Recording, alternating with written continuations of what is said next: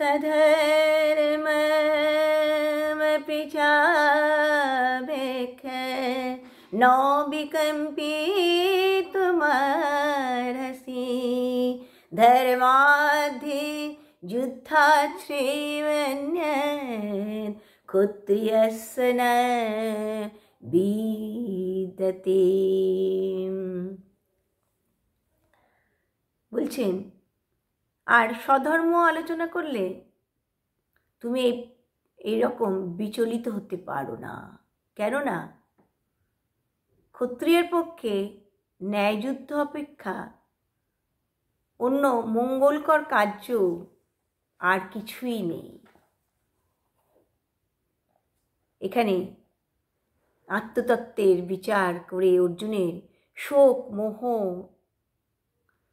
করা যে যুক্তিযুক্ত নয় সেই কথা ভগবান বলছেন।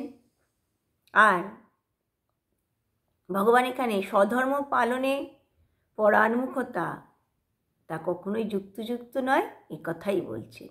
ক্ষত্রিয়ের পক্ষে যুদ্ধই স্বধর্ম, যুদ্ধে প্রাণ বধ হলে পাপ হবে ইত্যাদি বাক্য যা তুমি পূর্বে বলেছ সেসব কথাই ধর্মশাস্ত্র বিরুদ্ধ কথা। ধর্মযুদ্ধের দ্বারা পৃথিবী জয় করে অপত্য নির্বিশেষে প্রজা পালন, গুরু বিপ্রগণের সেবা শুশ্রূষা, এটাই হলো ক্ষত্রিয়ের প্রধান ধর্ম, এমনই ভগবান বলছেন। পরাশর ঋষিও বললেন ক্ষত্রিয়গণ কি করবে? তারা শস্ত্রপাণি দ্বন্দ্বধারী হয়ে প্রজাকে রক্ষা করবেন। মনুও বললেন সম উত্তম হীন ব্যক্তি কর্তৃক আহত হয়ে রাজা ক্ষত্রিয় ধর্ম স্মরণ করে সংগ্রাম থেকে কখনোই নিবৃত্ত হবেন না। অগ্নি হোমযজ্ঞে যখন ধর্মের জন্য পশু হনন করা হয় তখন সেটা যেমন পাপজনক হয় না, সেই রকম ধর্মযুদ্ধে শত্রু হননেও পাপ হয় না।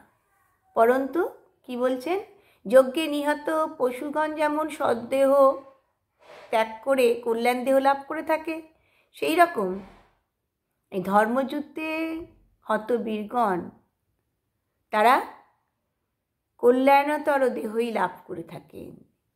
তাতে তাদের উপকারই হয়, অপকার হয় না।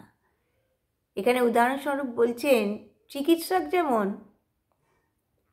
রোগীর উপকারের জন্য তার দেহে অস্ত্রোপচার করেন, তার পক্ষে রোগী হয়তো সেই সময় কষ্ট ভোগ করে, যন্ত্রণা ভোগ করে, পরিণামে কিন্তু সেই রোগী রোগমুক্ত হয়ে সুখলাভই করে। সুতরাং এই স্বধর্ম বিচারে তোমার যুদ্ধ করাই উচিত, এমনভাবেই ভগবান অর্জুনকে শিক্ষা দিচ্ছে।